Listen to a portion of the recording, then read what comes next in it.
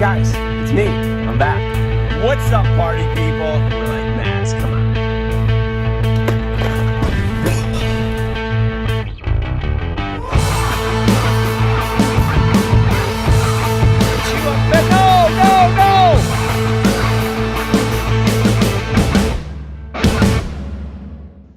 All right, this show is taking a turn for the. What's going on, everyone? Welcome to another episode of Monster Bass Live. If you're tuning in for the first time, my name's Rick, and I'll be your host for the next hour or so. We got a great show for you. I'm really excited about today's live cast.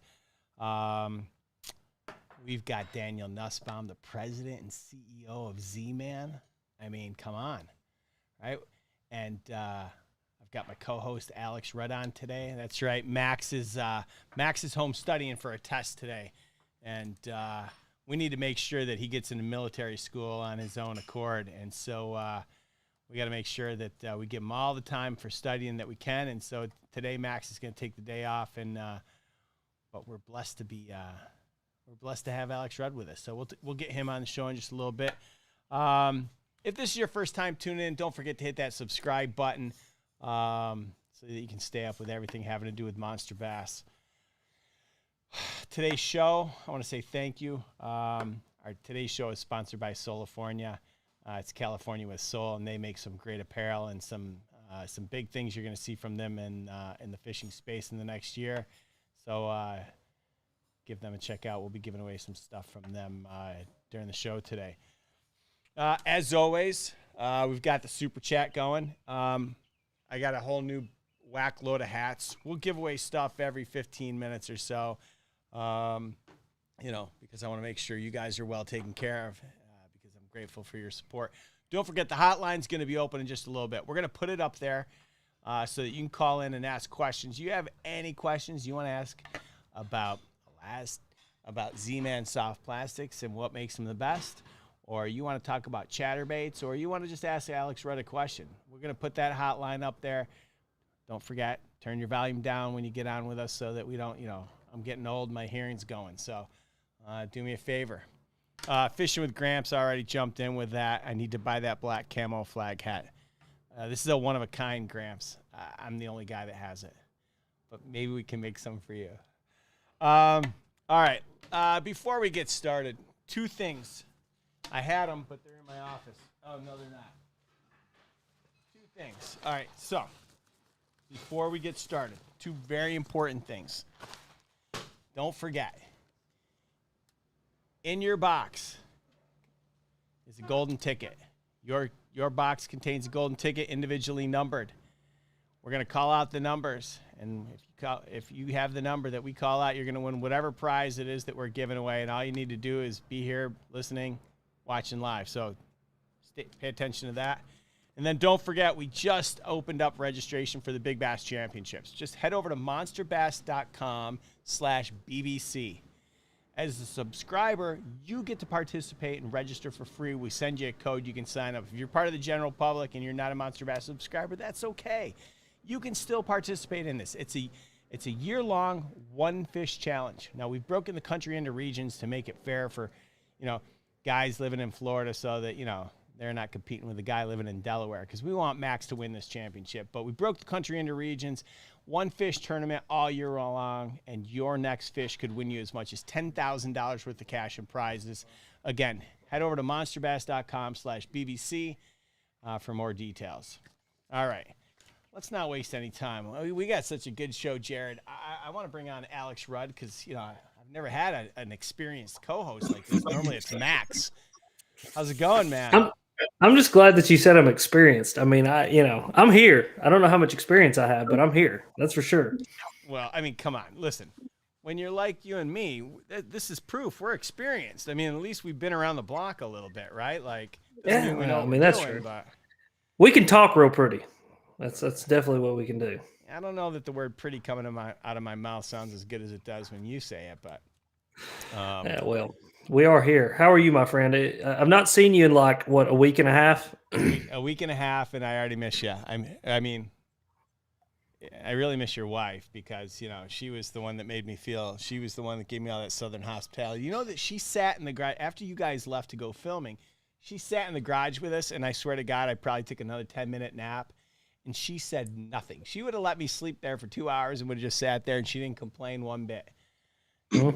That's the way we roll down here, brother. And you know you're welcome anytime. You just come on back. I told Raffy earlier too. Just come on back. I think he has a new appreciation for the South, so I think he'll be back. How are your two little turkeys, lunch and dinner? Dude, they're doing turkey. They're doing turkey things, man. You know, they're really big now. Like they honestly are probably twice as big as since you've seen them last. They are growing very rapidly. I don't understand this at all. Okay, so help me out. So you buy little turkeys and then you grow them like pets. Then do you just take them out back and shoot them and eat them, or do you just let them go and eat in your yard, or like I don't you know, man, I've not really determined yet what I want to do with the turkeys. Bethany says we're not eating them. I would totally eat it because, you know, you don't get a beard like this by not killing and eating things. Yeah. But yeah, we're just going to raise them for right now. It was honestly like an impulse buy more than anything. I do not suggest that to anybody. Don't impulse buy turkeys, but I got the room and I got the space, and I'm a dumb redneck in that sense. Then I went to the store and I bought me a couple turkeys, and now I've got them, and we're just going to raise them and see what happens. Nice. So how's the fishing these days? It's good, man. It's getting better than it was. Bass have kind of moved up shallow. We got a lot of spawning fish. We got a lot of post-spawn fish. They're starting to eat wacky rig a little bit better, starting to kind of a little bit of a frog bite. I'm starting to find a little bit of a flipping bite. So it's getting good. And then I'll be heading up north here in a couple weeks. So we'll be doing the northern bite too. So heading up to Michigan. So it'll be even better when I get there. Exciting. It's great. Hopefully I'll see you up there the week after the Classic. Yeah, I know, right? I was wondering if you were gonna make your appearance or not. I don't know. I'm trying to plan a trip. I feel bad for my son. You know, my son's just turned 16, and he's been basically sequestered in the back house. All right, he's been sequestered in the guest house for like 400 days, like doing nothing but going to Zoom school and playing video games. Like I feel really bad for him, so I'm trying to plan a trip because I feel like I got to get this kid out of here and like interacting and everything because we're still not back at school. Yeah, that's wild. Yeah, and it's crazy. So I want to go on this trip with you guys up to Michigan and chase some smallmouth, but I don't know. We'll see if I can make it. But I think quality time with your son trumps Michigan in June. I'll tell you that much. Yeah, for sure. We'll have fun. It probably won't be like the kind of fun that you could think of, but we'll have fun. So go spend some time with your boy. I think that's more important. Wait a minute. Is that your way of saying you don't want me to show up because you know I'm just going to distract everyone to go fishing? I mean, I'm not saying that. Maybe, sure. Yeah. I don't know. You know, you're always welcome, but right. Thanks. Maybe not this time. Well, man, I'll tell you what. I'm really excited about today's show because, you know, as a guy running a company in the fishing industry, I see bladed jigs all day long, and I don't know. Maybe I'm not the average. Maybe I'm not as smart as everybody else, but it seems like everybody's got a bladed jig. They all look similar to me. And so I figured, let's get to the bottom of this once and for all. I want to know, you know, Z-Man started it all. So let's find out let's talk all about bladed jigs. And I can't think of anyone better than Daniel from Z-Man. So I'm kind of excited to have him on the show. Yeah, man, it's gonna be awesome. I was talking to him a little bit before we got started, and we already started diving into some topics. And I was like, you know what? Let's wait till we get on live and start talking because I think we're gonna have some really cool in-depth discussion on the bladed jig. Because you know as well as I do, I'm a chatterbait fiend. I got a lot of chatterbaits, and I told him I've dove off into the rabbit hole with all that, and so I think it's gonna be really cool to kind of get his perspective and his knowledge on it because I would say he's probably got more knowledge about the chatterbait than anybody else out there right now. I would hope so. And I'm also excited to see what questions we get from the audience. So I say I don't think we should waste any more time. You know, let's bring on our next guy, our guest. Our guest today is none other than the president and CEO of Z-Man, Daniel Nussbaum. Welcome, Daniel. What's up, guys? Thanks for having me. Yeah, how are you? Doing great. Beautiful day down here in South Carolina. Nice, nice. I'd like to be in South Carolina right now. So Daniel, I've known you for like, I don't know, I'm gonna say probably close to a decade. I think.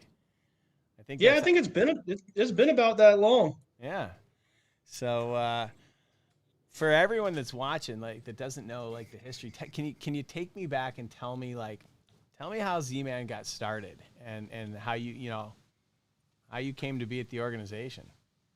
Yeah, it's a pretty cool story with Z-Man actually. The owners of Z-Man before Z-Man even existed, they owned a manufacturing company that made silicone tape that went on brake pads. The company was called RM. There were a couple of guys there that were bass fishermen, and they looked at the silicone tape and said, "Hey, if we color this and put some glitter in it and slit it into strands and put a band around it, this will make a awesome spinnerbait skirt or jig skirt." So when I was a kid, this is in the 80s, I remember opening the Bass Pro catalog that I'd be so excited when I got it once a year, the big thick phone book catalog. And there was a page for RM silicone skirts. They sold that company back in the 90s, and the people that bought it, all they cared about was making, silicone tape that went on brake pads. They didn't care about making skirts, and they weren't bass fishermen selling them for 5 cents a piece or whatever. So the former owner basically leased a building across the street and bought silicone equipment, and they started making skirts. Z-Man Fishing Products was born. That was in the 90s, and for about 10 years, all we did was make silicone skirts, really. And so when did the CHATTERBAIT come to be, and how did it get started? Yeah, and that's a really cool story because it's like one of those. It's kind of the thing that every fisherman dreams of, right? I'm sure you guys are probably the same way. I mean, when I was a kid, I was always tinkering and making spoons and tying hair jigs and all kind of stuff like that, melting down my plastics and trying to turn them into baits that would catch fish. And everybody dreams about coming up with $1 million lure idea. There's a guy named Ron Davis up in Rock Hill, South Carolina, about 3.5 hours away from us. And, he was a tinkerer, and he'd been playing around with, putting blades on different types of lures, and, literally came up with the CHATTERBAIT in his garage. So he started making them, this is early 2000s. He was buying silicone skirts from Z-Man at the time. And he made them in his garage. He started selling them at a couple of shops in the Carolinas around 2004, and they sold a little bit, but a couple of the pros were using them. Guys like Brian Thrift, Andy Montgomery, Hank Cherry. I mean, guys that are big names now. They weren't necessarily big names then, but in January of 2006, Brian Thrift was fishing an FLW tournament down in Okeechobee and cracked about 100 pounds on the CHATTERBAIT. And overnight, it just went crazy. They were going for like $100 on eBay, and there was no way that the Davises could, keep up making these things in their garage. So they started looking at different options, and we were selling them skirts and had the ability to crank out a bunch of baits for them. So that's really how we got involved in the lure business, not just the skirt business. Wow. Brian Thrift. Amazing. Mm-hmm. What a fascinating story, because like I remember you guys put out a kind of like a docu-series or a documentary about the whole situation, that whole story. And like I never realized where it actually came from for the longest time, right? I'm like a big guy that I love to know the root of something, whether it's a musician or a bait or whatever it is. And when I watched that, man, it was just like kind of like that true American dream kind of deal. You know what I mean? Like the guy who like did it and like figured it out, made something completely unique, because that's definitely something in the fishing industry you see a lot. Is it's just a lot of people knock off things, and the CHATTERBAIT was like nothing before it. And it was such a cool story just to see that guy kind of bring that thing to life. And then obviously, when Brian Thrift when he cracks 100 pounds in 4 days, that'll sell a few chatterbaits here. That kind of speaks for itself. But yeah, I mean, it's like the coolest story ever, because it's a guy that, just had this idea, and it took, years of testing, and, he's buying sheets of stainless and cutting blades, drilling holes in them in different places and figuring out how to attach them to a jig head just to, make to vibrate the right way, make the right sound, not to blow out when you start burning it. So it'll, vibrate when you're, just winding it real slow or just almost hopping it on the bottom. And yeah, I mean, it's completely home brewed. And like you were saying, Alex, I mean, it's, this industry, there's a ton of copycatting, because I mean, how many original ideas? I mean, a spinnerbait works, it catches fish. Sure. Or a skirted jig, or a paddle tail swim bait. There's only so many variations of it. And my favorite part of this job is getting to do all the product development stuff, and it's just so hard, number one, to come up with an original idea, but number two, to come up with an original idea that actually really works, and actually works, not just works, but I mean, you look at the chatterbait, and it's created a whole new category of lures. I mean, you've got spinnerbaits and jigs and bladed jigs now. I mean, it's not just a lure, it's a whole category. Yeah, and that's something I've had many discussions about, that there's very few lures out there that totally redefine the way that you approach a lake. And a chatterbait totally redefined the way that you approach a lake, or approach a certain set of conditions, or a certain set of cover. And like you're right, just it made a whole new category. It opened up the ability to catch a whole new segment of fish that you may not have been able to catch before. And like, for me, at least as an angler, when I really discovered how to use the chatterbait, it was like, oh, this is that piece of the puzzle that I've been trying to find, and this is how it works. And there is not many, if maybe just a handful of baits that are actually like that. That's crazy.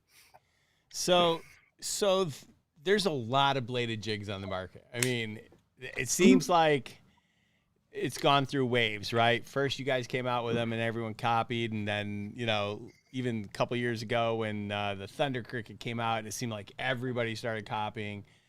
What exactly, you have a patent, and you have a patent on the chatterbait. Can you tell us what that patent is, and why a Z-Man chatterbait is different from another bladed jig that's on the market? Yeah, we actually have 4 different patents that cover bladed jigs. Really, 3 of them cover our chatterbaits, and then 1 of them really covers our chatterbaits plus the Thunder Cricket, which is a little bit different. We can talk about that in a little while if you want. But really, what the patents cover is the way the blade is connected to the head. If you look at ours, and I've got a Jackhammer right here, which is obviously, probably the #1 selling lure on the planet right now, I would guess. But the blade connects directly to the head of the lure. I mean, the way the patents are written, honestly, I mean, even like a fishing lure patent, it's like you have to have an engineering degree to understand, what the patent says and what it's claiming. But basically, it's the blade connecting directly to the head of the jig or lure via the hook eye or a wire that's molded into the head. So, the way that other companies get around our patent is they attach the blade to the head via a split ring or some kind of, wire, an intermediate wire connection. The thing is, though, I mean, those will still work, but they don't work as well. They don't start up as quick. They don't vibrate as quick. They don't vibrate as hard. They don't vibrate at slower speeds. They blow out when you wind them real fast. So that's really the difference. That's what our patents cover. It's, it's not the shape of the blade. It's not the shape of the head. It's not what it looks like. It's how it works. Mm-hmm. Interesting. Yeah. And so go ahead, Rick. No, I was just going to ask, so, there's got to be a ton of people out there that are making bladed jigs that just didn't do their research, and they don't realize that, there's patent infringement. Does that happen pretty often? Yeah, it does. I mean, honestly, it's probably a weekly occurrence, and really? and we get it. Listen, I mean, there's a million guys making jigs and spinner baits in their garage, and, selling them. They got a website or selling them to tackle shops or selling them on Facebook. And, we're frequently, and I do a lot of this myself. I mean, just reach out to people directly and let them know, we've got a patent on this. I'm not trying to hurt your business or anything like that, but we have a ton of money invested in the patents and in the brand. Sure. And, one guy making baits in his garage or a small company making them and selling them, no, it doesn't hurt us, but cumulatively, it kind of does hurt our business. And it also, sends a message about, what's allowed and what isn't. So we don't do it in a way where we're trying to ruffle any feathers or anything like that. We want to be, good players in the industry. We respect, other companies' patents and trademarks, and, just kind of feel like, that's how everybody should play. I mean, play by the rules. Yeah. So since we're on the whole patent talk, let's talk about Thunder Cricket, Jackhammer, and then I want to kind of dive into the Jackhammer because everybody loves talking about the Jackhammer. Whether you love it or I think everybody loves it, but they love to hate it too because of certain things, the price point specifically. It's but expensive. I want to get into It's expensive, but I want to get into why, right? But so let's talk about Thunder Cricket. Yeah, so let's talk about Thunder Cricket and Jackhammer. Now, if I'm not mistaken, Strike King came to you guys and licensed the direct connect technology, correct? Yeah, that's right. So, like I mentioned before, we started off in the skirt business. Strike King has always been and still is Z-Man's biggest silicone skirt customer. I was actually, just in touch with those folks earlier today. I remember the first time, my first few months here at Z-Man 12 and a half years ago, going to their place in Colliersville, Tennessee, and meeting those folks. And we've always just had a great relationship with them. I mean, not only do we make skirts for them, but we do Elaztech plastics. They're really the only other company that sells our Elaztech plastics. They're just great people. It's a great company. I've got a tremendous amount of respect for them. And I like working with them. They're sharp people. They're good marketers. They've got a great pro staff. They do business the right way. So, when they came to us and asked us about licensing, it's not something that we'd really considered before because we view the CHATTERBAIT as a way that we can grow the Z-Man brand and grow brand awareness so we can develop other products, which we have. But, just because of the history with Strike King and the great relationship that we have and the fact that, they sell a bunch of lures and it could generate revenue for us. I mean, that was a business decision that we thought was a smart one. Yep. That's cool, man. That's cool. So what's the defining difference between Thunder Cricket and traditional CHATTERBAIT, Jackhammer, the whole Z-Man lineup? Yeah. So the main difference is the way that they build theirs. Ours have a blade that's connected to the hook eye or like the Jackhammer, for instance, there's actually a piece of stainless wire that's molded into the head and you can't move it at all. On the Thunder Cricket, if you picture like a figure 8 shaped wire, and there's a little slot in the head of theirs and a pin goes through one hole in the figure 8 shaped wire. And then the blade goes on the other hole. So that whole figure 8 shaped wire that connects the blade to the head can pivot a little bit. That's a little bit different. That's really the main difference. I mean, there's some other differences. I mean, the hook's a little bit different and, we got a hand tied skirt on ours, but theirs is a great bait. They both have stainless blades. The shape's a little bit different. I think the clip on them's a little bit different. There's some minor differences there. The head shape's pretty similar.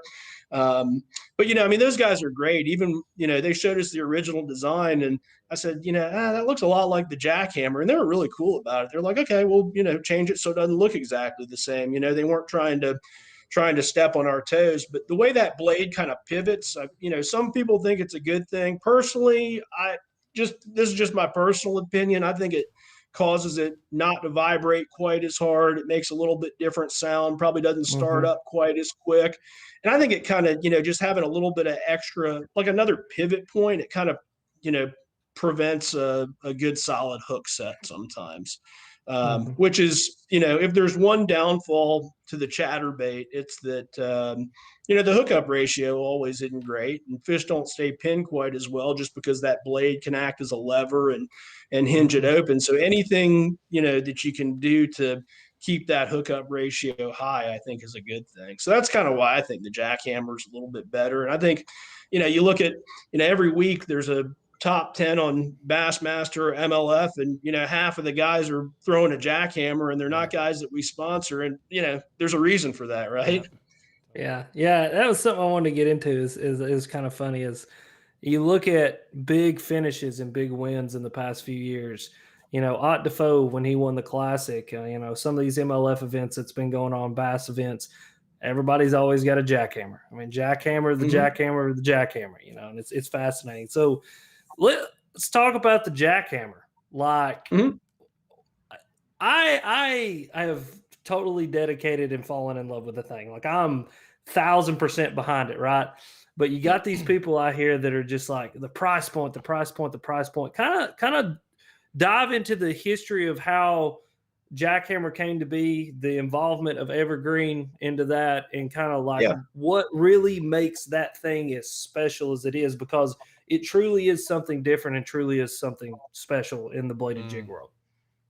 Yeah, and I agree with that. I mean, it's a special lure. I mean, the fact that it, people buy it for $16, which I, never thought was possible. I mean, when we came out with this thing, we knew it was going to be an expensive bait. I mean, it's expensive to make. I mean, you look at the detail that goes into it, the paint schemes, the different blade finishes, how the skirts are tied in so many different layers.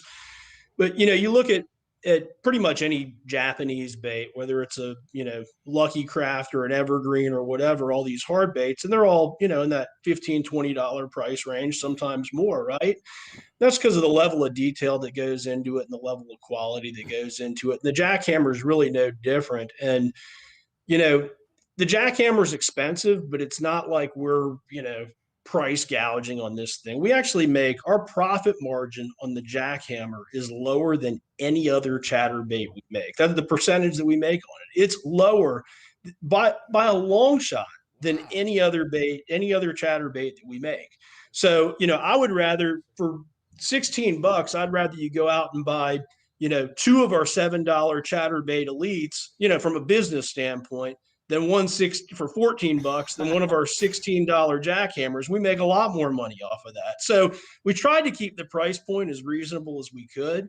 And, it hadn't slowed it down one bit, but, kind of circling back to your original question about how the whole thing got started, and really Brett Hite is the reason why the Jackhammer exists. And, I've always had a tremendous amount of respect for Brett. I mean, he's, from the start, I mean, Brian Thrift put it on the map, but it wasn't long before Brett Hite was winning money on the West Coast on this thing. And then as he kind of climbed the ranks, he really, established himself as one of the top bladed jig fishermen. And we started talking to him. Gosh, this is probably going back, I don't know, I'd say 8 or 9 years now. I remember the conversation. I was, up in Charlotte, North Carolina at a trade show up there, and on my way back, and that was the first time I ever talked to Brett. But Evergreen was a sponsor of his, and he introduced us to the folks at Evergreen at ICAST, and that's when, the whole idea of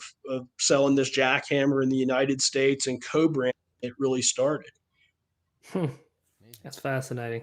Fascinating. We got a question from Matt Thomas. He wants to know if the JDM version of the Jackhammer will ever be sold in the States. The JDM version is exactly the same as the regular one, the standard Jackhammer. The only difference is colors. They do a tungsten resin Jackhammer, and there's a lot of confusion around that. People think that it's like a regular tungsten bait where it's going to be less dense. Really, the only reason why they did the tungsten resin version is because there's lakes in Japan where where you can't use lead. Sure. And because it's tungsten resin and not pure tungsten, the density is really no different. It actually, the head can, almost not break, but, kind of shatter a little bit more easily on tungsten resin versus, lead, which is a little bit softer. But, we looked at bringing it here because we got some requests for it. Decided not to because it would, really quickly be a $22 chatterbait. Sure. And, and our pros looked at it. There was really no functional difference. I mean, Brett didn't think we needed to do it. So, there's really no difference between the JDM version and the regular version. They're made in the same factory. There's just a few different color options, I guess, that we offer and a few that they offer. Interesting.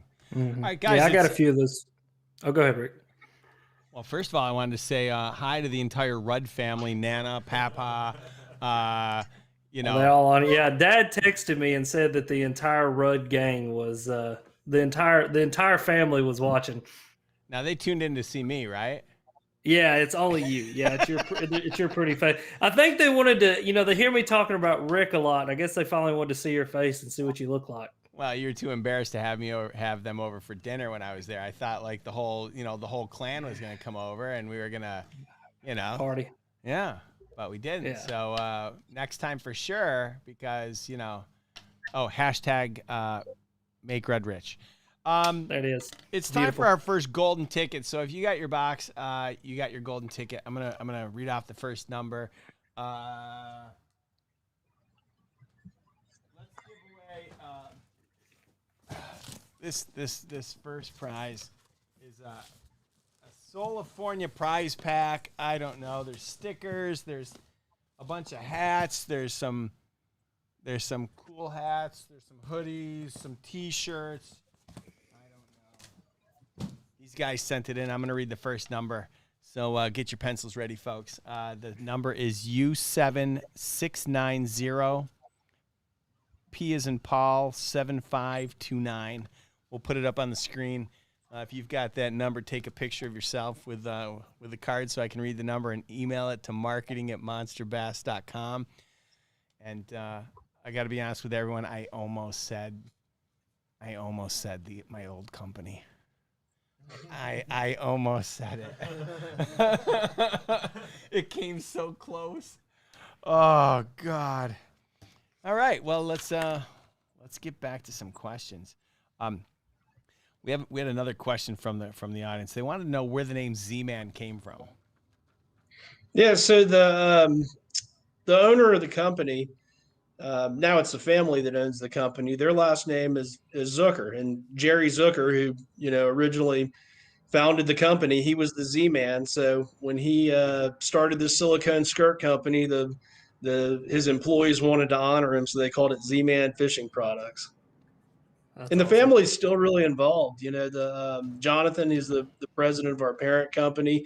He's down at ICAST every year and usually goes to, he'll go to writers events with us in Louisiana. And he's been up to, when we were testing out developing all the Ned rig baits, we did that up at Lake of the Woods in Canada, smallmouth fishing, and he was up there with me for that. So it's super cool that they're so involved, and this is kind of near and dear to them, just because we're right here in their backyard and they love fishing in the outdoors and things like that. Nice. We have another question.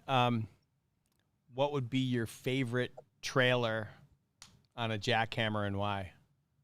Yeah, absolutely. Without question, our razor shads. We kind of designed that for the chatterbait. I don't have one sitting in front of me, but it's a shad shaped bait with a fork tail, segmented body. And I think one mistake that a lot of people make when they're fishing a chatterbait is using a trailer, a big, bulky paddle tail trailer that really overpowers the blade. I mean, you can see that really inhibiting the action of the blade.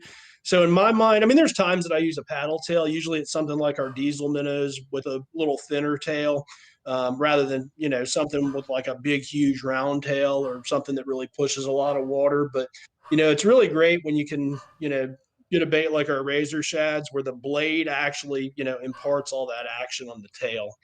The bait just seems to work a whole lot better that way. It does what it's supposed to do. Amazing. Hey, Jared, what do you say? Oh, first of all, Matt has a question, which we're going to get to, but why don't you open up the phone lines, get it started so we get some callers in the queue. So we're gonna open up the hotline. If you have a question for Daniel about anything having to do with Z-Man, whether it's their soft plastics or their chatterbaits. I wish my dog would stop barking, but that can only mean one thing. It's the mailman time. And one of these days. We have a question from Matt Thomas. He wants to know how the goat toads are coming. Yeah, they're coming great. I actually, right across my office, and thank you for tuning into that. At my table right over here, I've got laid out the second prototype. And I actually took it out. For those of y'all who don't know, we're kind of taking everybody along with us, developing this new bait called the goat toads. We started off, showing sketching and 3D modeling and 3D printing, and it's been going on now for like 5 or 6 months. I think we've done like 8 little episodes on our YouTube channel, but the last one we had the first prototype, and it just didn't work at all, but we managed to make some tweaks to it. We got the second one sitting here on my table. I had a chance to throw it earlier this week, and I thought the action was great. I only threw it for about 5 or 10 minutes, but the next step is we're going to get it in the hands of a couple of our pros and see what they think, and shoot some video with them, talking about it a little bit and see what kind of tweaks they want to make to it. So it's been pretty cool to see it come together. Yeah, that has been a cool series. I've kind of been keeping up with that. There's definitely nobody out there in the industry kind of going from sketch to final product with people, and I think people enjoy that. I think it's kind of like the behind the scenes. People love behind the scenes and transparency. So that's a really cool series. Yeah, that was actually Brian Latimer's idea to do that. Brian, he's got a way of like texting me at like 11 at night with like these great ideas. Like I got a text from him like at 11. This is a couple of years ago. He's like, I got a great name for a color, yoga pants. And sure enough, we came out with a color called yoga pants. Black with black glitter. So Brian, one night, around dinner time, of course, texted me and he's like, hey, I got this great idea. Everybody does these launch videos at ICAST every year. But why don't you show them, how you develop a bait? Nobody does that. So it's pretty cool that our pros are, that kind of engaged with what we're doing and developing products with us and sharing ideas with us. And, not just out there, it's not just us saying, hey, go out there and, promote our stuff. Yeah. Well, we've got someone That's on the cool. line. Why don't we bring, I think we have a call from East Dublin, Georgia. Is this Jennifer? No. No. You know exactly who this is. I have a question for Daniel. Okay. So how do you make your Elaztech plastic? Is it just like traditional plastic where you heat it up and then inject it into your mold, or how do you actually make it? Yeah, that's a good question. Elaztech it's a completely different kind of material than regular plastic. It's a thermoplastic elastomer, or a TPE, you'll hear some people call it. And what's really cool is that we actually like make and compound our own material here with different ingredients, because it's a proprietary formula. We don't publish what it is. It's not something that you can go out and buy. But yeah, basically, thermo means heat. So you heat it up to a certain temperature. And the way a thermoplastic works is it goes from, it's like a, solid rubbery kind of material. You heat it up and it liquefies. You inject it into the mold when it's heated up and liquefied, and then cool it off to set it in place. Now, the one thing that we can't show, and Alex was saying how it's cool to see the behind the scenes stuff. And I've always it's so cool to see how these baits are made, but that's like our one trade secret right there. We don't have any patents on Elaztech, so we really can't show a whole lot with that, but it's essentially, heating it up to a certain temperature and injecting it into our molds. And it's really, it's pretty cool because, that's technology that we developed right around the same time as we were doing the CHATTERBAIT. 2005 is actually when Elaztech went into production the first time. But it's all home brewed. You go back into our plant and we're using, cement mixers and meat grinders. And it's not like we had a bunch of, chemists in lab coats doing this. It was, people that fish and playing around and a lot of trial and error. And it's pretty cool what we've done with it. Yoga pants technology. Exactly. All right, we've got another call. This one's probably from. Go ahead. Do you have a question? Hello. This is Alex's family. So now we're calling in just to say hey while y'all are live. Hi, Jennifer. So good. Hello. I don't know if you can see. I don't know if you can see this, but Alex's face is really red right now. Yes, we can see it. Yeah. Who is this? Who is this? This is Jennifer, his cousin. His cousin. Oh my God, we got the cousins on. So Jennifer, since we got you, this is the greatest thing ever. I'm sure. Like, this is it. This is the pinnacle right here. Come on, this is amazing. So since we've got you on here, can you tell us,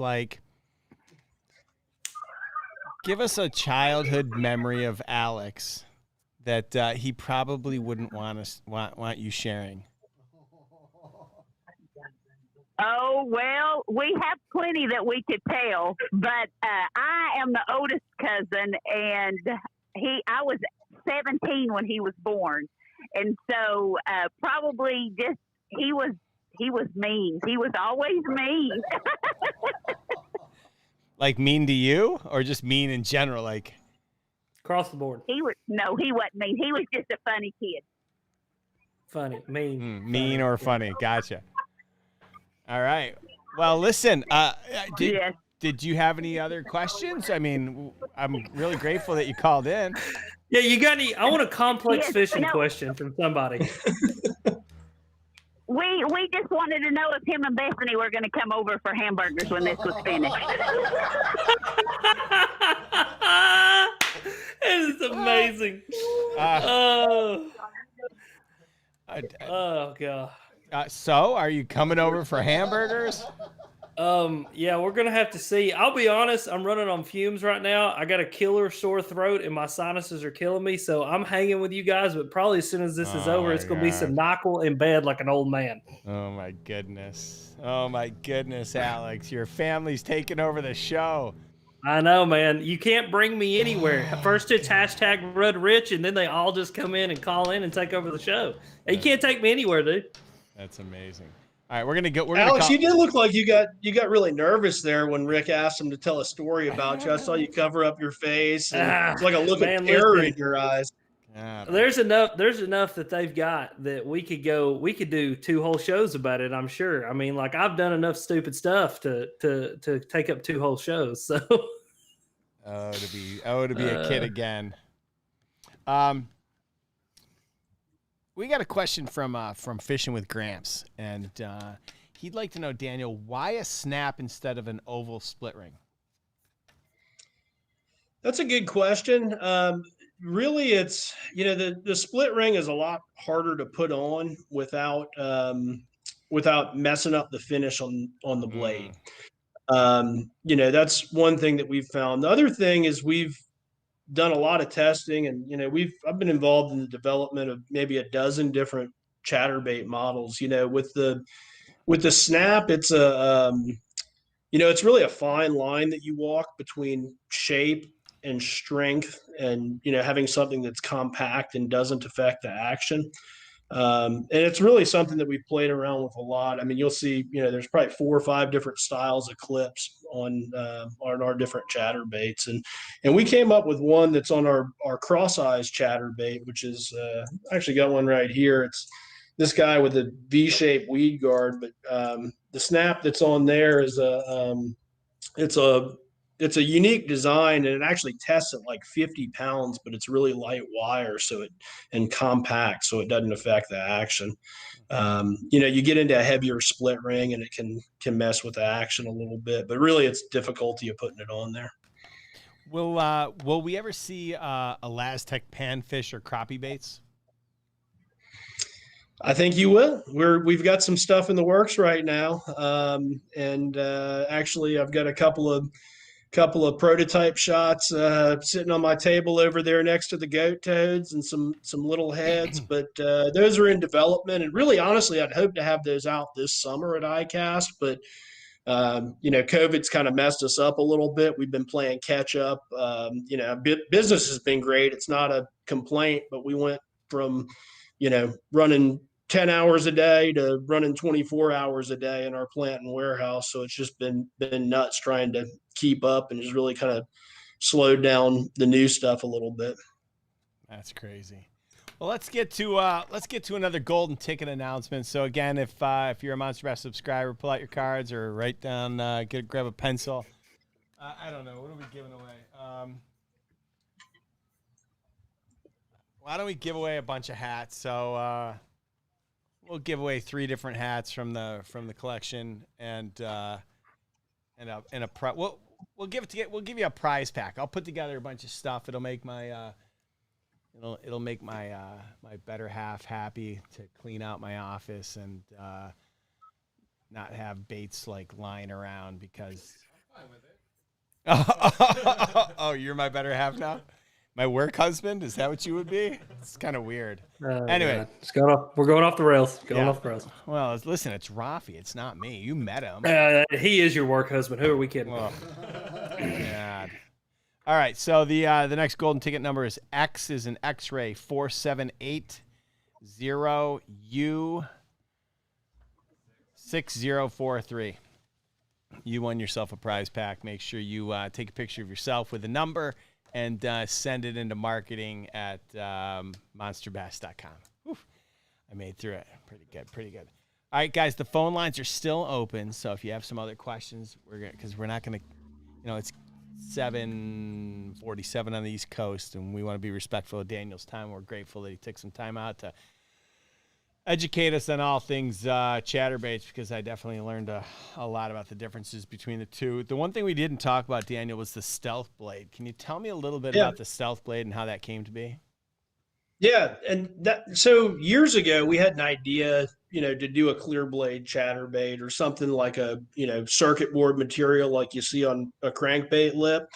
And it was one of those things where, we always had so much going on. We played with it a little bit, but just really never got it rolling. And it was actually the Bassmaster Classic a few years back talking with Brett Height. And he said, hey, why don't we do one, with a clear blade, better for, clear water applications, pressured fish, that sort of thing. And it's like, well, funny you mentioned that. We've had that kicking around for a few years, and pretty much, told Brett, let's, get with the Evergreen guys and try to get it rolling. And if there's one thing about Brett, he's probably about the most meticulous and picky guy ever when it comes to developing lures, particularly bladed jigs. So we let him kind of run loose with it, and found that there were some, different things that we had to do with the, thickness of the blade. We use a polycarbonate material. It's, just a really, clear plastic. I mean, the blade, doesn't have any color to it, doesn't show up underwater or anything.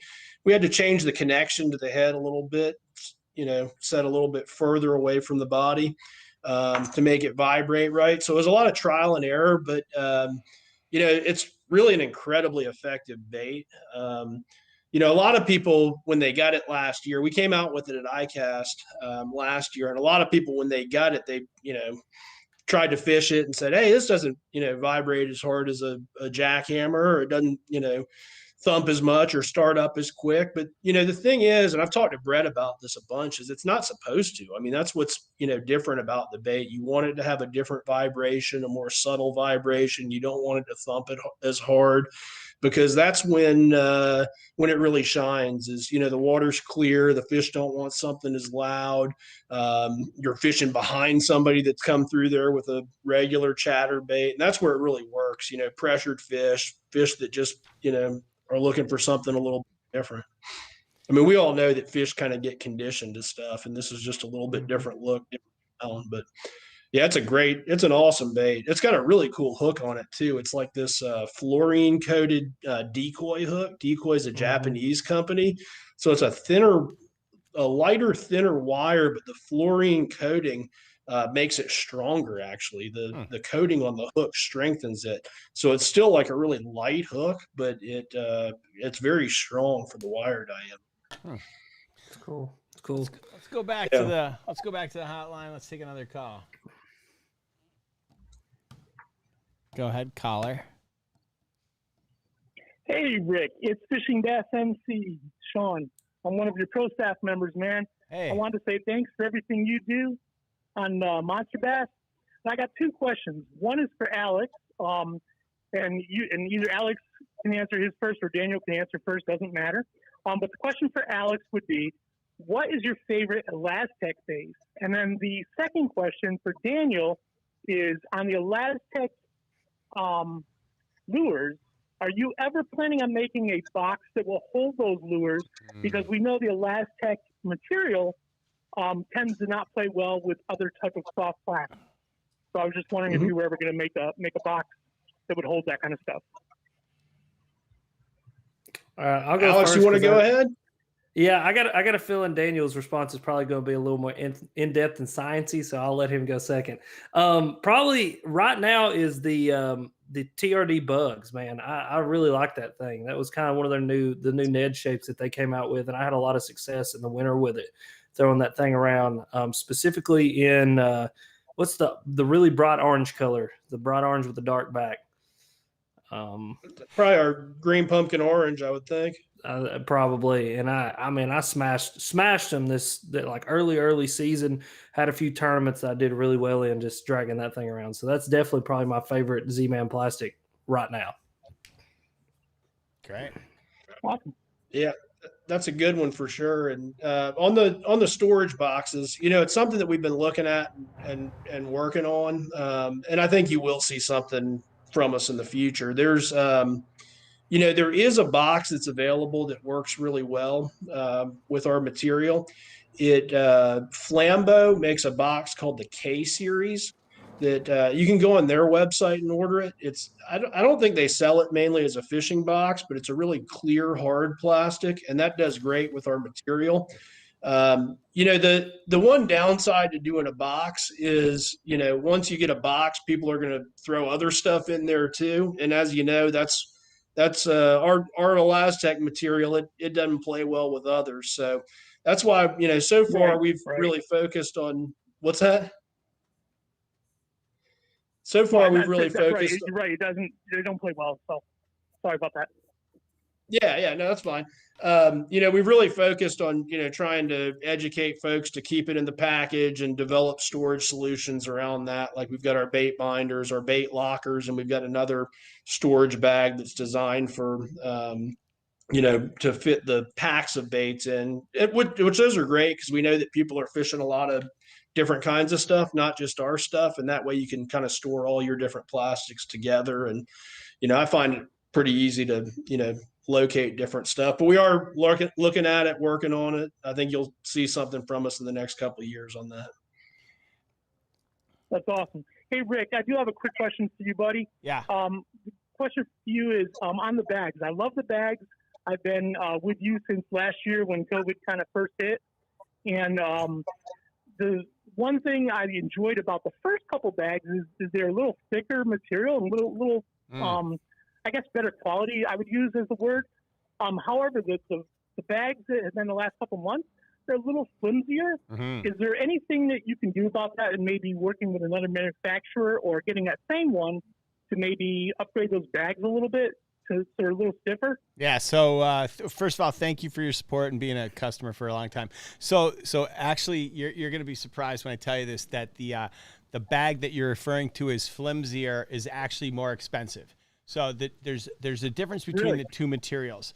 The first one is made from PVC, and so it's a little stiffer. It doesn't stretch, so you're limited in what you can actually put into that bag. And at the same time, depending on like where in the country do you live? I live in North Carolina. Okay, so this may not be an issue for you, but if you were to take that bag and put it in the freezer, imagine you're out ice fishing and you were to drop that bag, there's a good chance your bag's going to crack because PVC under cold temperatures doesn't really play nice. So the second bag, and Yeah. this was by design because we wanted to try different materials. You know, we didn't go through. You know, when I made the decision to get rid of to think outside the box, so to speak, and get rid of the box and send everything in a reusable bait bag, I didn't go through product research and development. I didn't go through this process. So I wanted to test a couple different materials. So the second batch is made from a product called EVA. It's actually more expensive. It's stretchier. It plays nice in heat. It plays nice in cold. When you pick it up and hold it, you're going to look at it and say, this feels flimsier, but the reality is it's going to allow you to put more into the bag. And so we want... it does, because as a matter of fact, Rick, it does, because I went fishing this past weekend with a bunch of stuff in the bag, and it really held a lot of stuff. So, I appreciate that you did that with the bag. So, I know it's a little more expensive for you and everything, but we appreciate everything you're doing for the people that love monster bass. So I appreciate that. And then we're going to send a survey out, and we're going to ask you guys for feedback on the bags, because I don't want this to be like a throwaway. I truly see this as a value add, right? Because the box, I use them to start fires in the backyard. The boxes serve no value. And if I can provide you something that's perfect for the backpack or the kayak or something, so you can throw whatever bait you need into it, I want to continue to provide value. So we're going to ask you some feedback on the bags. We're going to try a third version, and then we're going to settle upon what the finished product will look like that we'll standardize on going forward. So thanks a lot for calling, and I appreciate your support. yeah, absolutely. And I just want to say one thing, man. Yeah. I used to live in Casanova, and I'm sure you know where that's at. I do. I used to fish up in Oneida Lake a lot and stuff. So I'm originally from that area. So I just relocated to North Carolina back in '98. But I'm happy to see you here, buddy. Thank you, man. I appreciate your support. All right. Do we have anyone else that wants to call in? Not yet. All right, great. I don't know, Alex. I'm going to open it up. Do any of Alex's cousins have questions for Daniel about chatterbaits or soft plastics? If so, or if you want to know what he wants on his burger, you can feel free. The hotline's going to stay open for a couple more minutes, but then we're going to let everyone go because it's getting late on the East Coast. So I don't know, Alex. Do you have any questions for Daniel? I have to say my last one is one I'm kind of curious about. What about the big bladed chatterbait that Brian Thrift was kind of talking about there for a little while? Where's that thing at, and when can we see that? Yeah, I had a feeling that might come up, and I actually have one of them right here to show y'all. Ooh, there we go. Yeah, so this is the big blade right here, and then this is the jackhammer. So you can kind of see, there's a pretty huge size difference between those two blades, and so that's coming out at ICAST this summer, and it'll be available shortly after that. We're probably mid to late summer. ICAST is, like around July 20th, and hopefully we'll have them in stock by then. It's pretty cool because I mentioned before how Brian started this whole chatterbait thing, and we kind of got away from working with Brian, which really sucked actually, because I like Brian. He's a great guy. When we were at the Classic, we'd always be hanging out, and it's like, man, we got to get rolling with Brian again. And so we got back on board working with Brian, and I had him down here. I guess it was about a year and a half ago. We had all our pros down here, and we were saltwater fishing, and it was awesome. Those guys, Jack and redfish on chatterbaits, and Luke Clausen caught one on one of our hollow body frogs and all kind of stuff like that. But Brian had these, big blade chatterbaits that he had made years ago with some of our old blades. And that's when that idea was born. We've been working on it ever since. And it's, he's been fishing it the last couple of years and making some noise with it. A lot of people saw it earlier this year, but it is, we've got, I think, 9 different colors of it. And it's really cool how we did it with him. Brian ties all of his own skirts. So we said, what colors you want, Brian? And, he kind of rattled a few off, and we were like, okay, why don't you tie them up and send them to me? And he tied up the skirts, and we matched those skirts. And that's what we're going with is Brian Thrift's favorite colors. Instead of a black and blue, we got the Brian Thrift black and blue candy, and some of his other favorites. So it's really cool. He's excited because he doesn't have to tie skirts anymore on all his lures. He's already got what he needs. But that's going to be a good one. He said all the guys on tour were like stealing them from him and hitting them up for him. So I think that one's going to make a lot of noise. And I mean, you throw the thing out and it's like your whole arm vibrates. I mean, it's so much more vibration than a jackhammer. It's got a big gaff of a 6/0 hook in it that Brian wanted. He's always like those big old hooks. So it's a big fish bait, and it's going to be a really good one. So that's coming out this summer. Nice. That's awesome. That's awesome. Yeah. We have a question from Jeremy Francis in Texas who wants to know, any plans to bring back the sawtail worms? No, not right now. We do get asked for that one quite a bit, but I think we're going to probably come up with a new worm design that's pretty similar, that same 6-inch size range, just, a little bit updated kind of design. But that's one that, it's weird. You'll have a product that's on the market for like 7 or 8 years, and it's like nobody buys it until you discontinue it, and then everybody wants it.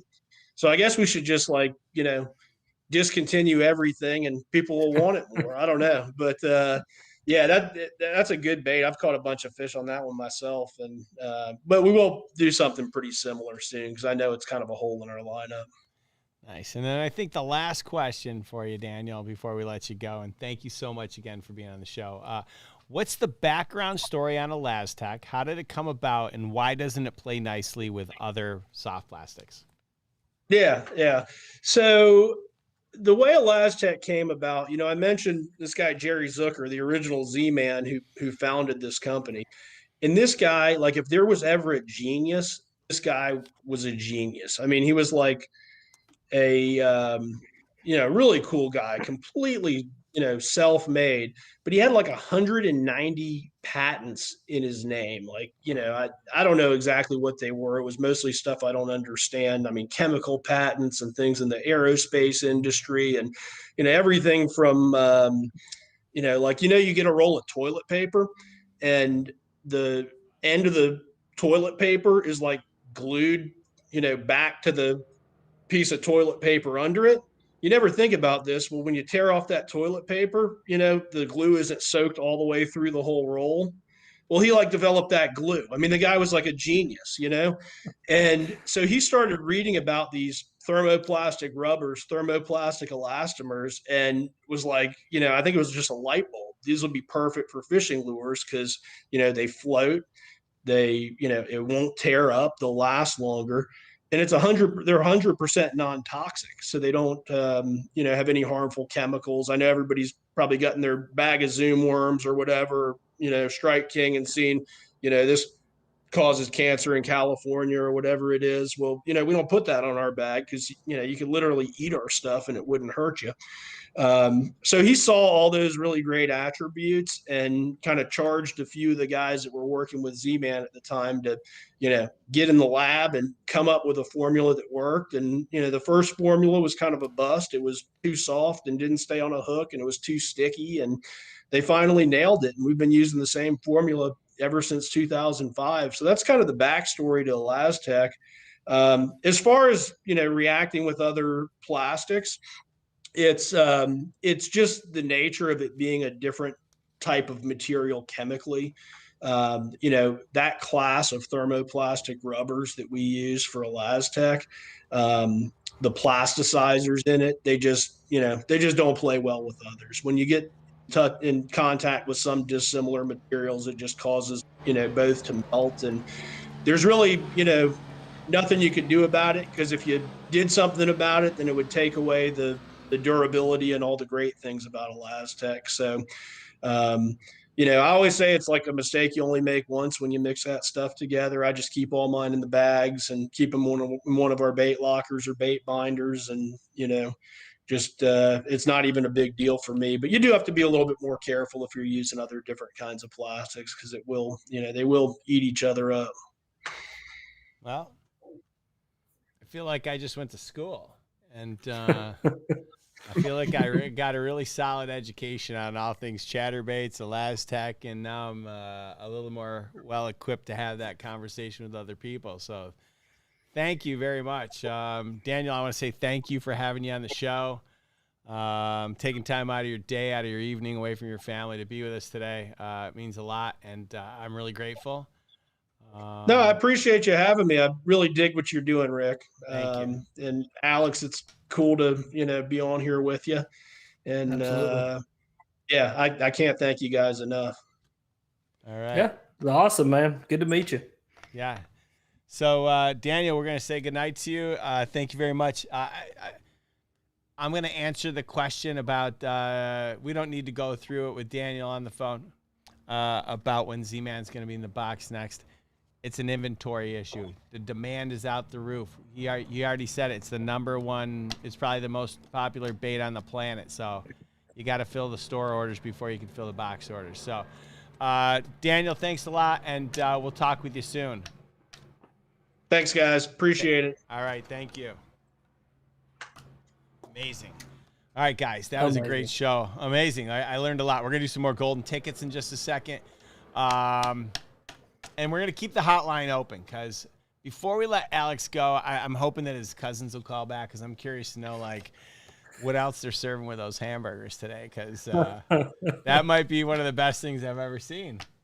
Yeah, probably. If I had to guess, baked beans, pasta salad, potato salad, chips. Oh, just knowing them. You know what I mean? Nanny brought her sweet tea probably. Nanny. Oh, I still didn't have sweet tea. This nonsense sweet tea that we never get to have. So, all right. Before we, I want to address, before I announce some golden tickets. So I know there were some comments about Z-Man being in the box, and Z-Man is a great partner to Monster Bass, and we love Daniel. We love the brand, and we want to support them. And I know that they want to support us.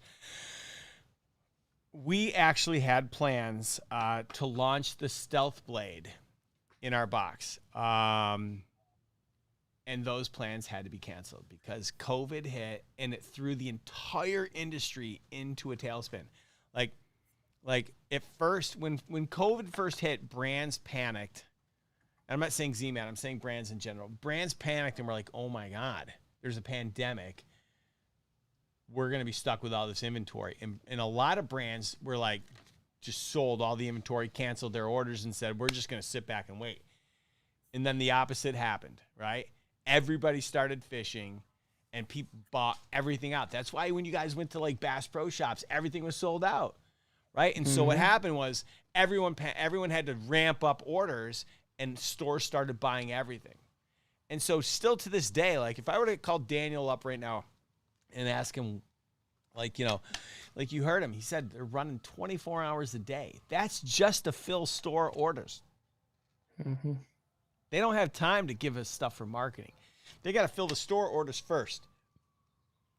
But I can promise you this, and I'm not going to speak for Daniel. I have no doubt you'll see them in upcoming boxes. We just got to get back to normal, folks. That's all it really is. You ready for the next golden ticket number? Guys, if you got your box, I see the questions. If you're not sure about your golden tickets from last week, go tune in. Go rewatch the video from last week. You'll get your golden ticket numbers. But if you get this week's numbers, you ready? The next one is A as an apple, 464. 4. A as an apple, 8851. Stay tuned. We're going to give away another. Stay tuned. We're going to give away another one in just a little bit. So, what's the prize? Another prize pack. I got a prize pack right here. With baits, if you actually go into in the store, there's a section called Monster Bass Baits, and there is literally there's something called the Patriot 3.0, and there's no pictures. Alex, there's no pictures for the Patriot 3.0, and Katie informed me this morning. She's like, "Do you want these on the store?" I'm like, "Yeah, why?" She goes, "Well, people are buying them." There's no pictures. And there's no pictures. There wasn't even a description, and we were selling them out like crazy because they wanted to see what the difference was between the last year's version and this year's version. I mean, it's kind of crazy.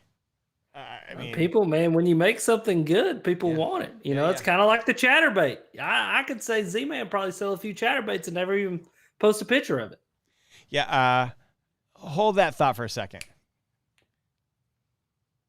So I'm just curious, caller. Besides burgers, what are we having? Oh, here we go. Hello? Hello? Mama, Papa, Nanny. Nanny, Nanny and Papa. Papa. Anybody? Well, it can't be You? Papa. All right, we're going to hang up on you now. It sucks. All right, is there somebody else? Let me see. All right, we're going to take this caller. This is Jennifer again. Go ahead, Jennifer. You're on the line. Oh, my God. What is going on here? We lost Jennifer. Oh, are you sure it's working? Yeah. All right. So, hearing Rick say Papa is the greatest thing ever. Well, to be honest with you, I remember I listened to this book on tape called Hillbillyology, and they referred to Mama and Papa, and it might have been one of the best books I've ever listened to. I remember the scene where they were in church in West Virginia, Appalachia, West Virginia. I don't know. They were talking about how they were drunk and they were at church and they pulled out the guns and stuff. And I was like, I need to meet these people. This might be the greatest thing I've ever seen. It turns out that one guy was anyway. Do we have a good caller? book? It's a good book. I've read the book. Good book. Let's bring them on. Who is it? I hope it's you hung up on them. All right, let's call these people. Sharp's Chapel. Go for it. What's going on? From where now? Uh-oh. I think that Jared's got a problem. Oh, my God. We still have some of these guys. The Wonderful Whites of West Virginia. I have watched that. Sometimes Dude, I wish I watched that. Sometimes I know I had seen it before. Sometimes I wish God. that scene when she's like in the hospital and she's like, I just need to do a little bit more before we go. Yeah, just before I have this baby, let me just do this. Oh my God, that might be one of the biggest train wrecks I've ever seen. All right, we still have another one. Let me show you what's in this bag here. So do you have a Patriot 3.0 that we can see? I do, right here. Well, let's look at it. Okay, I'm getting ready to pull them out. I'm trying to find one. All right, so let's pull out the bone colored one because everybody loves bone, right? Mm-hmm. All right, so let me see if I can get this to. I dig it. Oh, Like it a lot. Ooh, yeah. And nice clean branding on the back. I like that a lot. Nice clean branding. I switched from which hooks? I think the other one had BKKs, and I switched these to katanas. I might be a little upset with myself because I love BKK hooks. I love them to death, but everybody seems to love these katanas. I mean, these katanas are super sticky. Let me show you another one that I absolutely love too. I showed this to the guys at Tackle Direct this morning, and they were like losing it. So here's another version. Oh, yeah. So it's like a midnight. I don't know if I can show you this. It's like midnight blue, and so obviously it's got the pink on the top, and which you can't all over the body. I don't know if it's possible, but all over the body's a whole bunch of sparkle too. But it's just such a deep. Yeah, those are my two favorite ones. I think I named this one after Kobe. I did. This one's the Black Mamba. Black Mamba. I like it. Yeah. Wow. All right, let's give it a call from Stooksbury. Oh, Knoxville, Tennessee. Oh God, Jennifer's back. Yes, Jennifer's back. I'm back. Yeah. So what are we having for sides tonight? We had pasta salad, baked beans, sweet tea, chips, and brownies, and pecan pie for dessert. Wait, what kind? Wait. What kind of pie? Pecan pie. Okay. And just out of curiosity, that sounds like quite the little spread. I mean, and that's just for a random Thursday night, right? Yes, and Rick, listen, when you come back, you call one of us and you come and eat with us. Don't even go through Alex. You just come through us. Just for the record, Alex took me to a place. Hold on. Alex took me to a place where they served the burning woman roll. Oh, I don't know where that is. I can't make that up. Oh, the Asian cafe. You went to Asian cafe. Well, yeah. The best part about it was that they're pumping Christian, like uplifting Christian music through the entire place as I'm eating a burning woman roll. That's called Welcome to Tennessee. That was amazing. Yes, and so we have got together and we have thought of a story for Alex when he was little. I want to say first of all, I just want to say thank you very much for this story because I know I'm going to really have something fun to think about. So go ahead, tell me. Yes, from the time he was about 3 until, I don't know, he thought he was a dinosaur. He would be these different dinosaurs. He would be Tyrannosaurus Rex or a Velociraptor. Or what are they called? Velociraptor. Tell me more. Yes. Are you kidding me? Alex, can you do an imitation? I mean, I don't know if I got one in me right now, but I mean, what? Oh God! Do the roller. Do the roar. Do the roar, Daddy. Make him do the roar.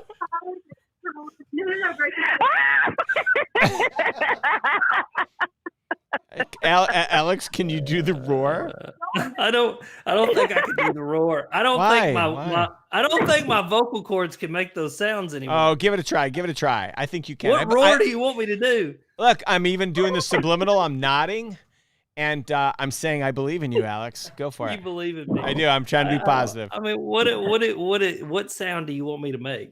The one that you used to make as a little boy. I'm not sure which one that is because there was a lot of them probably. Okay, what were your 3 favorite dinosaurs, Alex? Oh, I mean, I still love dinosaurs. Let's not play around with this fact. I mean, Velociraptor's got to be number 1, all right? And you got to go with a T-Rex because he's just a badass. And then number 3, probably a Spinosaurus. I mean, that's probably my top 3 right there, right? I mean, listen, I'll tell you this much. I had a conversation with my wife yesterday. I said, hey, you want to get on a plane and fly to Chicago with me and go to the Field Museum so we can see the skeleton of Sue?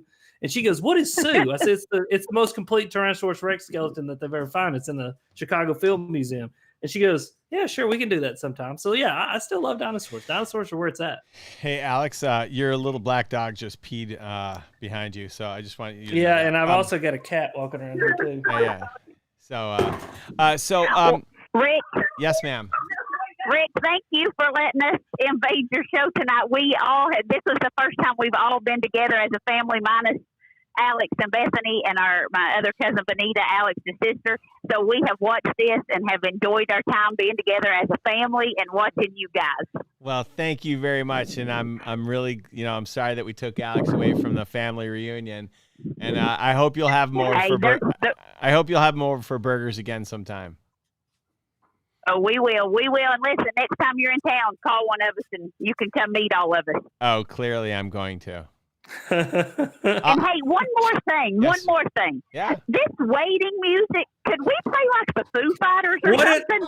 What did I say, Rick? I said the same thing last week when I called in. We need the Foo Fighters. The Foo Fighters are great. Yeah, that would be great. For the record, I see Dave Grohl at this farmer's market every Sunday, and that's okay. And I don't know that means anything other than the fact that I see him at the farmer's market every Sunday. Secondly, Jared, we're gonna need new hold music, or Alex's family is gonna go nuts on me. Yes. Well, listen, you take care, Rick. It was good talking to you, and everybody says, bye. Bye. Wow. That might be amazing. We got another. You got time for another call? Yeah, dude, I got plenty of time. All I'm right. good. Let's do it. All right, caller, go ahead. What is this? Is this Alex's third cousin? I don't know how I can go on after that. Why would you put me on after that? That was amazing. Amazing. Alex's family and everything. Yeah. No, I'm not related to Alex. I would like to be because Alex is cool. Maybe Thank one of you. these days he can adopt me as his brother or something. But anyway, I got two things. Number one for Alex, a little story. Biologist that he has on is probably the coolest man I've ever talked to in my life, and here's why. I live up here in Johnson City area, and we've got Boone Lake up here, and they just fixed the dam, and they're starting to raise it back up. And I've been hearing rumblings about them putting the F1 strain in up here. So I called the local TWRA. They sent a message to this man. He tried to call me the next day. I work at night, so I was asleep. Left me a message. And then he called me back the next day. Right? So it was just awesome that he cared enough to answer my questions because I'm a nobody. And I just thought that was cool and wanted to tell Alex about that. That's awesome, man. Yeah, John's a cool dude. Yeah. Yeah, I mean, when I was talking to him, it was like he was talking to me like he'd known me forever. It was awesome. Mm-hmm. You know, we were talking about stripers. We were talking about all kinds of stuff up here that we've got up here in Boone, which right now it's trashed out, but that's beside the point. And then the other thing for Rick. Yes, sir. You guys are still doing before you send the boxes out, showing us what you're putting in them, right? Because I've got so much tackle, dude, that I can't keep getting a box every month because I got a closet that when I open the door, it just falls out on me. So I just wanted to make sure that you guys are still going to do that. So if there's something in there that I really like, I can go ahead and order that one box and not. I mean, I'd like to have the subscription. My wife will also like to put her boot up my ass, but I just was wanting to ask that question. Yeah, there's a couple different options. So I can't promise you that I'm always going to put out the video of every region before they come out. But you do have the option to switch month or, to skip a month and things like that. We're going to I wonder if I can share this. I've got a plan that I haven't shared with anyone yet whereby I'm going to leverage basically going to leverage crowdsourced data to further make the boxes better so that if I know that you live in Michigan and everybody's catching fish on spinnerbaits, I'm going to try and send you spinnerbaits as opposed to me just deciding.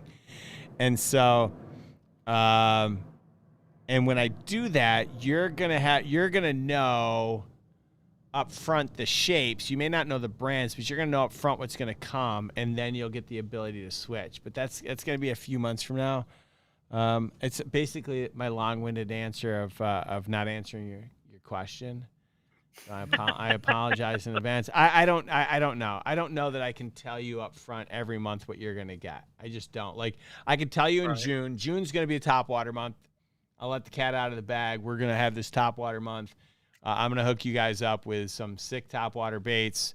We're going to include the new Monster Bass Patriot 3.0. I'm excited to put those in there. We're gonna have some baits. I don't want to share you, but and then in July, I'm gonna do something totally different, whereby I couldn't tell you what the baits are gonna be up front. I just couldn't because I'm rolling out some technology that's gonna give loyalty points. It's gonna basically reward you with points for every purchase. You sign up and subscribe to my YouTube channel. I give you some points, things like that. And I'm going to give you something to do with each bait that comes in the box that month, but I don't want to tell you what it's going to be because, it's going to be a bit of a surprise. So I'll do my best to answer, to tell you up front, but I can't promise you. All right. Well, you guys are awesome. I love the company. One more thing for Alex. Is there any Red Rats merchandise coming out anytime soon? Man, that's something that kind of fell by the wayside just with everything going on. But yeah, I need to get with Raffy and design some Rud Rat stuff. Everybody, that was kind of like the hashtag before Make Rud Rich was Rud Rats. But yeah, we need to bring that back around and make that happen. I think it'd be some cool stuff. I'm not trying to toot my own horn, but I'm the one that came up with that. There you go, my man, So right here. Here's the dude. All right. Just letting you know, it was me. It was me. You're welcome. You can thank me later. You are the man, dude. You are the man. I love it. Love it. Well, thanks a lot for calling You guys in. have a great evening. Yeah, you too, man. You too, buddy. Bye. All right, bye. So, Alex, we got a question from Brian Tunstall. He wants to know we need Bethany and Bobby stickers. Yeah, dude, let me tell you something. I think you put this little man's face on a sticker, we can make a lot of money. Especially if it was like a sticker that said, Bobby! Oh, Bobby. That's my dude. He doesn't like me very much, though. Yeah. He's a mama's boy. All right. Well, there you go. I think I might call it we have another call. It's Jennifer. What? Yeah, we have a fourth golden ticket, but we got Jennifer on the line. Let's just talk to Jennifer real quick. Jennifer, how you doing? Oh, sorry, this is not Jennifer. Okay. Lord have mercy. What does it say? So you know how Z-Man has jigs, chatterbaits, and soft plastics, right? They don't have hard baits, right? Well, they have hollow body frogs too. Oh yeah, I forgot they just came out with those. But and they have and they have spinner baits. Oh yeah, I love their Sling blade. Finesse double willow. Yeah, that's probably my favorite spinner bait of all time. Okay. And then 13 Fishing has hard baits and soft baits. And I was wondering if we could do like some sort of box, like a themed box of like 13 Fishing and Z-Man. Maybe like, you know how you have the winter box where, you know, there's usually some baits that you just want to collect or something like that. I think that might be a really good idea. Yeah, we had a lot of plans. That's a great question. Thanks for asking. We had plans with Daniel to actually consider things like a takeover box, and my concern always with Z-Man was, again, is there enough in the hard bait category that's going to make people feel like they got a good thing? Because like Daniel said, you're not putting a jackhammer in the box. You're just not. The cost on a jackhammer, the profit margins aren't there, and the cost that it would take for me to put it in the box would mean that you're probably taking up the budget for 3 baits. So I don't know that that's going to happen. But yeah, we had plans to do a takeover box, and then it just kind of fell through because of COVID, and right now they're everybody's focused on inventory. So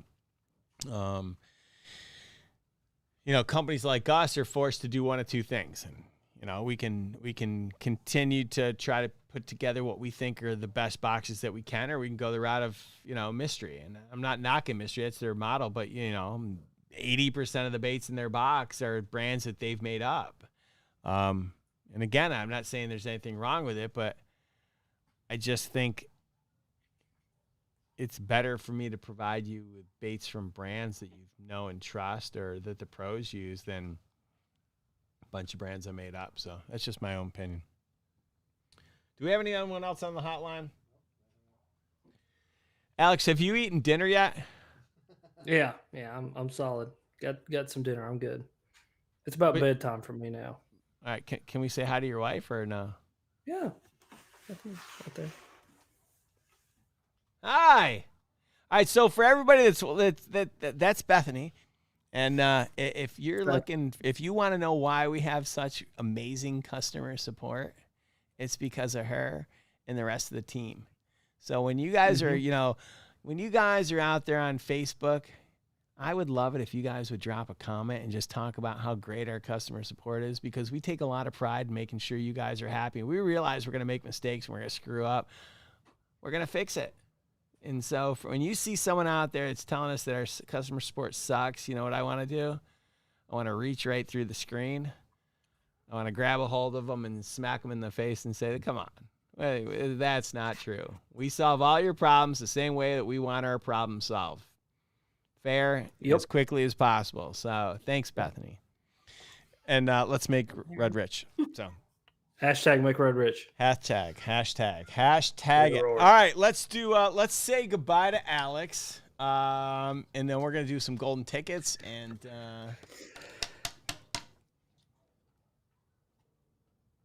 we'll say see you later. So, Alex, thank you so much for taking a couple hours out of your day. Really appreciate it. Hope we get to see you in June up in Michigan.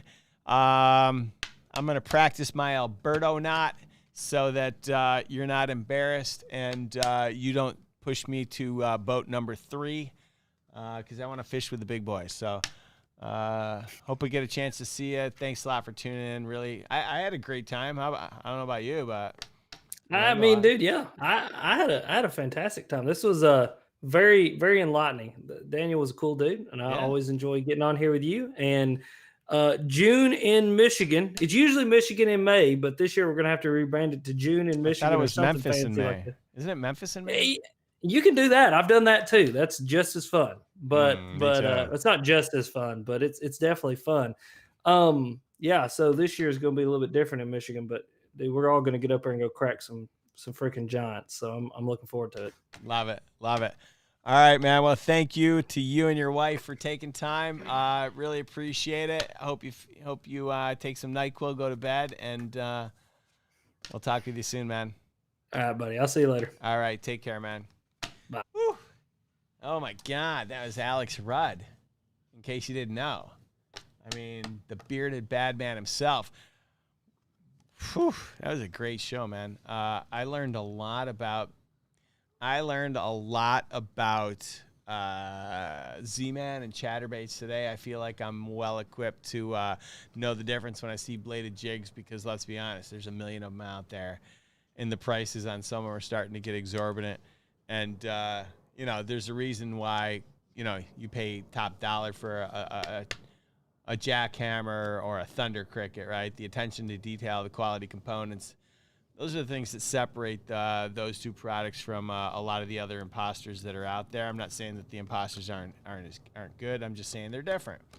And obviously there's a reason why Z-Man has been pumping out quality chatterbaits for as long as they have. So let's get to this golden ticket. We got one more left. So if you have your golden ticket, we're going to give away I'm going to give away a complete set, all 6 of the new Patriot 3.0s. I'm going to hook you guys up with a pack of, I'll tell you what, I'm going to hook you up with a 6-pack of the 2.0s and a 6-pack of the Patriot 3.0s. That's 12 baits, $120 value. All you got to do is be a subscriber. Let's get to the number. The final number. Oh, hold on a second. Perfect timing. Hey, babe, what's going on? Hi, how are you? Great. I'm live on the air. What's going on? Awesome. Okay, well, just wanted to say hi, and I love you, and I'm on my way home. Okay, what's for dinner? I don't know. What do you feel like? Wait a minute. You don't make me. You're not making me dinner tonight? I chuckle. Okay. Are you gonna at least order something? Sure, babe. Take your pick. Whatever you want. Mastro's. That would be a really expensive steakhouse, guys. No worries. Really? Tell your peeps your woman's gonna get you whatever you want. Oh. She just did. Yeah. All right. Bye, babe. Love you. Bye. All right. Bye. Okay. All right. Champagne wishes and caviar dreams. The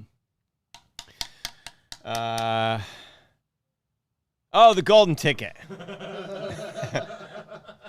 And then we're going to talk about the Big Bass Championships. All right. The final number. Don't worry, folks. All right. So if you're watching this and you don't have your bag yet, don't freak out. Write down the numbers. Go back to last week's, watch the episode, pull out the numbers. Take a picture if you won. Email it to marketing. at monsterbass.com. We want you to win. We're giving away the stuff, so do it. All right, the final number is F9920D as in dog, 9743. That's the final number. You won yourself a $120 prize pack from Monster Bass. Every week we're going to be here with your golden tickets. We're going to be giving away prizes. Who's my guest next week? We're open. Ooh, we're open. We're open. That's a good question. Who should we have on? Last week was Mikey Balls.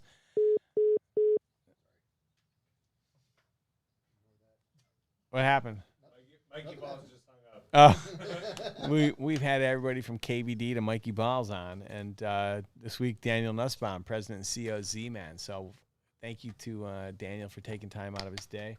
If you're just tuning in, Big Bass Championships, head over to monsterbass.com/BBC. It's a one fish tournament. That's right. All year for the rest of the season, your next fish could win you up to $10,000 worth of cash and prizes. We break the country into regions to make it fair so that the guys in the north aren't fishing against the guys in the south. All you got to do is follow the directions. Download the Tourney X Pro app. Find the appropriate Monster Bass tournament. Register. If you're part of the general public and you're not a Monster Bass subscriber, it's only $10. $10.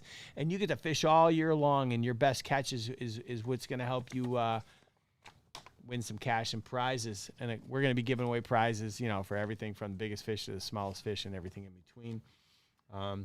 If you're a Monster Bass subscriber, it's absolutely free for you to participate. Just go to the insert, go to the back page. There's a promo code on it, and you can participate for free. It's what we do here at Monster Bass. So, with that, I think Rachel Stone, I think you could wear it better. Then again, I don't know. I haven't seen you. So, what else we got? I think that's all the questions need an identifier for the picks. Fishing with Gramps, when you sign up, you get the identifier. So it comes straight from Tourney X. So if you're telling me that you're not getting it, please reach out and let me know. You should be good to go. Rachel Stone, tell your boyfriend thank you for his service. I think we're good. Rafi, are you good? Good. Jared, are you good? All right. Alex is upset that nobody peed in the shrubs while he was on the air. We could do that. Who should we have on as a guest next week?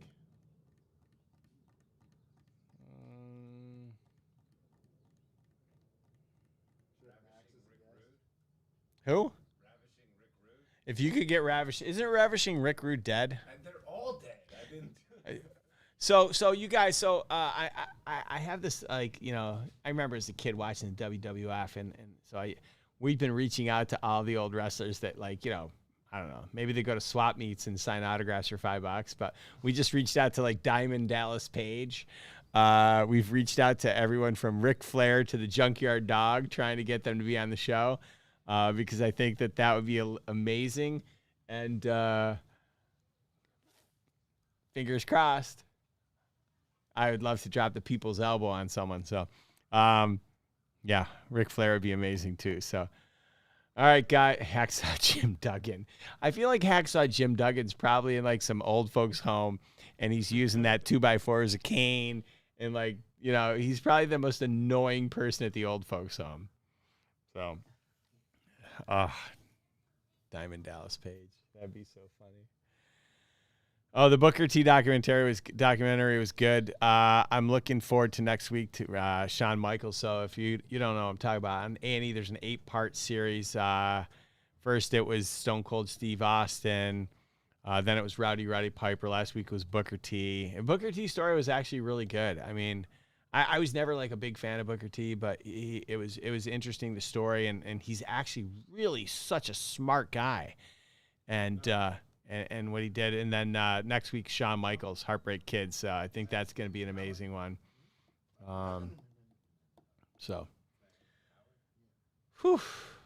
I don't know why my screen just went blank, but looks like we're not here. And and Kane. Oh, that's right. Alex, we did reach out to Alex. Alex Rudd's mayor is actually Kane. He said no. And he said no. He turned us down. Oh, my God. Oh, no. Oh my God. What? I don't know if you can show that or not. Oh, yeah, I can show that. So, Alex, I don't know if you guys can see this, but I think that'd make for a really great T-shirt. The Rudd Raptor and, or the Velocirub. I don't know. That sounds like the best massage parlor ever. Either way, I can see the name for the next bait. Does it have to be a hard ruler for the BBC? Yes.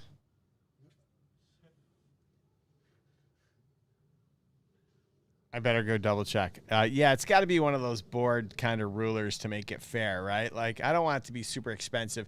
Look, as long as the ruler's there and I can see it, I think we'll call it. I think we'll call it fair. So yeah.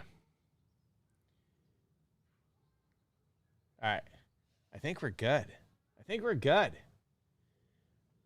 So, guys, tune in next week. I got more golden tickets. Every week we're going to do this. More golden tickets, more prizes. I'm going to give stuff away. Okay, it's always hard. It's always a hard ruler for the BBC is what Alex Rudd says. So, anyway. Let's, I think you guys should jump over and let's go say hi to our good friend Burley Fishing and check out his live stream. I'm sure he's got a great guest tonight. He's a good friend of the show. Wait, but Tourney X says no fish identified. All right, Fishing with Gramps, I'll look into this and we'll make sure that we're on board with that. So we'll get that taken care of.